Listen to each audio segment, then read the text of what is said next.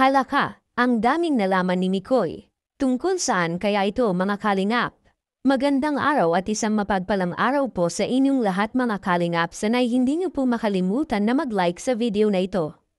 At paunawa tapusin muna ang kabuuhan ng video na ito mga kalingap at para malaman ang nilalaman nito. At maraming salamat po mga kalingap sa pagpatuloy na pagsuporta lalo na kay Kuya Val Santos Matubang at kay Ate Edna Vlogs at Kalingap Rab. Maraming salamat po, Mikoy, ang daming nalaman. At may dapat po kayong malaman. Pero bago yun mga kalingap ay pag-usapan muna natin ang naging tagumpay ngayon sa tambalan ni Mikoy at Crystal nga kalingap na kung saan kitang-kita naman talaga natin at ito talaga ang kanilang pinapakitang dalawa. Ang pagtutulungan ni Mikoy at Crystal sa pagpapasaya ng manunood. Sa makulay na mundo ng telebisyon at social media, ang mga personalidad na may malasakit at talento ay mabilis makuha ang atensyon ng publiko. Isa na rito si Mikoy at Crystal na sa kanilang mga palabas at online content ay nagiging instrumento ng saya at aliw sa kanilang mga tagapanood. Sa mga hindi pa nakakakilala kay Kalingap Mikoy ay dati na po siyang nakapag-showbiz at kaya sanay na sanay itong New Marty mga Kalingap at talagang nagagampanan niya ang binigay na role ni Kalingap Rab para sa kanya. Samantalang si Crystal, bagamat hindi gaanong kilala sa mainstream media, ay isang rising star sa digital platforms. Sa kanyang mga vlogs na ipinapalabas ni Kalingap Rab at short skits, ipinapakita niya ang kanyang likas na galing sa pagpapatawa at pagpapalaganap ng positibong vibes. Ang kanyang mga content ay puno ng relatability at humor na tumatalakay sa mga karaniwang karanasan ng mga kabataan, kaya't mabilis itong tinangkilik ng netizens. Ang pagsasanib puwersa ni Mikoy at Crystal ay nagbigay ng bagong dimensyon sa Filipino comedy. Sa kanilang mga collaborative projects, tulad ng mga online skits at live sessions, na ipapakita nila ang kahalagahan ng teamwork at creativity sa pagpapasaya ng kanilang audience. Ang kanilang mga palabas ay hindi lamang basta nakakatawa, ito rin ay puno ng aral at positibong mensahe na tumatalakay sa mga aspeto ng buhay, pagmamahal, at pagkakaibigan. Sa huli, ang tagumpay ni Mikoy at Crystal ay patunay na ang tunay na aliw ay hindi lamang nagmumula sa magagandang palabas, kundi sa mga taong may malasakit at dedikasyon sa pagpapasaya ng iba. Ang kanilang mga ginagawa ay nagsisilbing inspirasyon sa mga kabataang nais magbigay saya at positibong impluensya sa kanilang komunidad. Sa bawat tawa at ngiti na kanilang ibinabahagi, patuloy nilang pinapalaganap ang diwa ng pagkakaisa at pagmamahal sa pamamagitan ng sining at komedya. Kaya nga marami ang nakapagsabi mga kalingap na nakakalamang na ang tandem ni Mikoy at Crystal sa mga naunang love team. Hindi sa ipinagkumpara po natin sila mga kalingap bagkus ito ang sinasabi ng mga nakakita at nakapanood sa serye nila Mikoy at Crystal.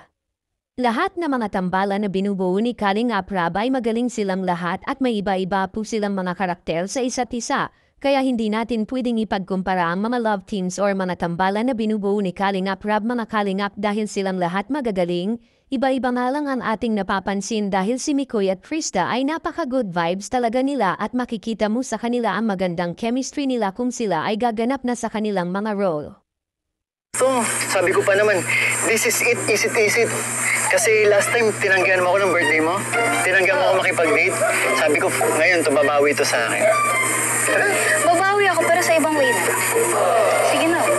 Kasi, babe, ano ba? Hindi ko ba nakawa sa akin? Sayang naman yung effort ko. At saka, hindi pa pa si Kuya Rab, no? Date ka dyan. Ako bahala. Bro! Yayain ko, okay lang? Di pwede. Decision ni Krista. Oh, decision ni Krista. Paano ba yan?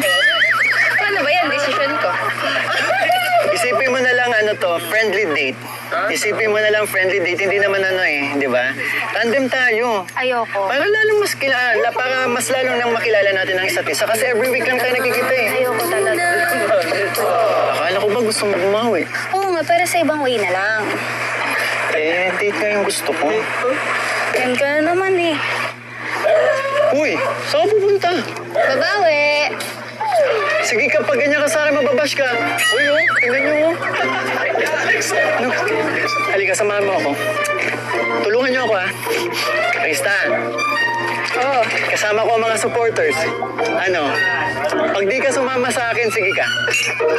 Alam mo, yung Mababash ka. hinihingi... Sige ka, mababash ka. Eh, paano yung hinihingi? Mababash ka.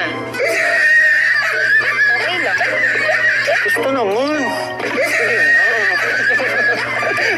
Dito Eh, tayo. paano kasi yung hinihingi mo? Tsaka ang dami kong ginagawa, no?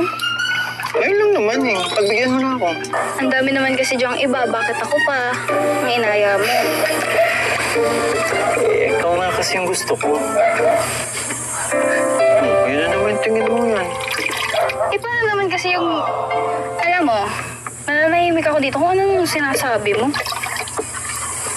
Dami Okay. mong alam. Tsaka, napakain mo naman na yung mga bike.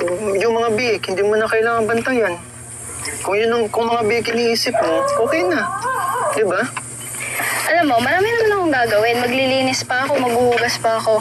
At saka hindi lang naman pagpapakain ng baboy ang ginagawa ko dito. Alam mo naman yan, di ba? Kaya, Ngayon lang. iba na lang. You know, I love Mondays. Isipin mo na lang yung mga bashers. Sige ka. Naiintindihan naman nila ako kasi marami naman akong ginagawa. Mga basher nga. Di ba nakaka-stress yun? Kaya nga kasi... Eh bakit kasi nandyan ka? Wala. Tingnan mo, nabasa ka tuloy. Sayang naman. Inahayang. Pero okay lang. Pero Eh ang kulit mo naman kasi. wala akong dalang damit. Nabasa ka tuloy. Ang lamig. Sorry. Ang tamis ko na. Wait lang. Amoy buko. Bukas muna tayo. Sorry. Ano yung tignan? Ito kasi hindi pinagsasabi mo. Sinabi ko naman sa'yo kasi na marami akong ginagawa. Tuloy. Wala akong dalang damit. Natapunan ka pa. Eh, paano nandito ka kasi kanina? Lumipat ka dyan. Ay, may damit ako dyan. Papahiramin na lang kita. Wow! Ano naman yan?